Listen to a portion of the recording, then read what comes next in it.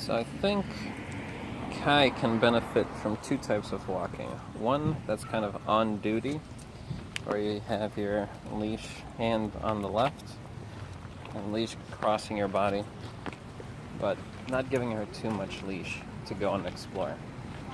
And then when you get to certain areas, Kai, sit. Yeah, a little distracted with the town. Kai. You can also, if she is really distracted, bring a treat right by her nose and move it up into a sit. Good girl. There's just a lot of... The street's a little busy here. So I'll just wait.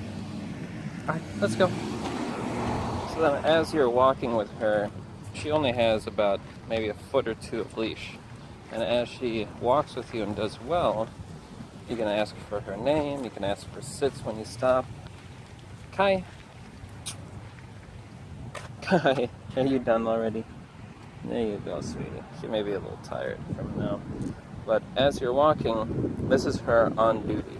You're not giving her too much leash to go onto the grass and other areas, or she's going to... Her nose has got to take over. Her nose has got to take her for a walk rather than you taking her for a walk. So keep a short leash. I would even go shorter. I just only have... There you go. I would go about that short. And as you walk with her, Kai. Good girl. Just give her a treat occasionally. Practice her name, recognition, things like that.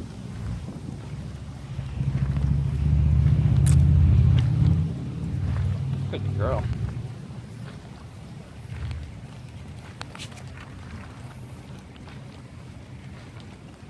And this short leash too will help you manage how close she gets to people. Good girl. Kai. Come here. Kai, sit. And then, alright, let's go. When you do get to an area that you want her to explore, you can kind of give her a cue that means, well, you don't kind of give her a cue. You give her a cue that means you're off duty. So this type of walk, she will know to stay next to you. Let her practice this and do this moving forward from now on, just because she is going to be a big dog and you don't want her nose to take her for a walk instead of you taking her for a walk. So, as you can see, she doesn't have a lot of movement in the sense of getting to. So, for example, Kai. So you can see, like, if I'm standing in the middle of the sidewalk, Kai. Yeah, over here. That's as far as she can go, to the edge of the sidewalk. When she's off duty, so I'm just waiting for her to stop pulling a little bit, maybe look back at me somehow. Yeah, hi. Are you tired? Hi. Sweetie, you're like fried bananas. Sit. So just wait her out. But then when she goes off duty, you'll say a cue like go sniff, or I like to use go sniff, but something similar that for her to know that she's done walking like this. Again, I'm just waiting for her to perform another behavior. Now that it's looser, I can give her the cue to go sniff, but I want a little bit more out of this. Kai. Hey, sweetie. Sit. Uh-huh. You're going now. You're a little bit more awake. Kai, sit. There you go. Alright, go sniff. You can have that. And then you can give her the entire leash, and then her nose can take her for a walk.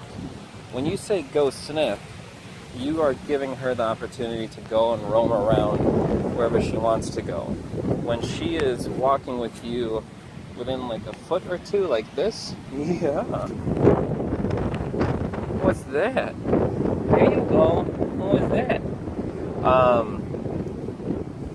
When you're walking with her, when you're only giving her about a foot or two of leash, that's her on duty. I'm walking next to my handler. When she is, and you don't let her pull. But when she is off duty and you say, go sniff, all right, girl. Yeah. You are then following her, and her nose and her instincts and just herself are taking you for a walk. if you just make a distinguishment between the two types of walks, you'll get a lot better walk experience. Going from point A to point B, you'll be on duty walking, and then whenever you get to a grassy area, whenever you get to the actual park, or wherever you want her to start going to the bathroom, things like that, that's when you say go sniff. So you can interject this into your walks wherever you want her to, either have the opportunity to potty, go and sniff a tree, things like that. And you will have those little hang-ups like we just had, where she was kind of just like completely dazed, lost, and just wait her out. I want her to start to understand that when she is out and about, all of her behaviors have consequences. So if she's just zoning out, she's just going to not go anywhere. Once she hones in on you, that's when you give her the permission to go and sniff, things like that. So she is by default always attached to you and only is allowed to go and roam when you tell her go sniff. Then when you're done, you'd have an all done cue. I have no idea what that is. You give her an all done cue and either call her back, like, Kai, come on, let's go. So with my dogs, I say, let's go, and that's kind of means that then the fun, good girl, Kai. A little easier when I'm not filming. So when you say let's go and she comes with you, you can give her a treat for that. Yeah, you're kind of done now, aren't you? You're filled up? There you go, it's the same treats we've been using. So on your walks, you have by default, and you don't even have to say heel or anything like this, by default you're walking like this. A foot or two of leash and you're walking. Then when you say, or you want her to have the opportunity to sniff anywhere, Kai, go sniff. And you bring her to the area. You say the word first and then you bring her to the area. Then you just follow her wherever you want to go. After however long you want to do this for, you would then tell her, we're all done. So that may be, Kai, let's go. Good girl. Yeah, right there. And then you give her a treat for actually coming along, and then your hand comes back to 2-3 feet of leash. All right, let's go. What's over there? Yeah, that's another dog. Good girl. So if she sees other dogs on walks, just looking at them is fine. I'll give her treats for that until she starts to take her attention back to me. I am reinforcing this position. I'm reinforcing her for looking and not acting, not barking, not pulling. I can cue her occasionally to come along with me. Hi, let's go. You see a little ear flick, but it's like not good enough. She has now been, today is the 7th, so 7 days without dog interaction. Maybe 8 days without dog interaction. So she's a little loosey-goosey with any opportunity to go and say hi to another dog. I know, soon, baby. You're halfway there. All right, let's go. Good girl. Yeah.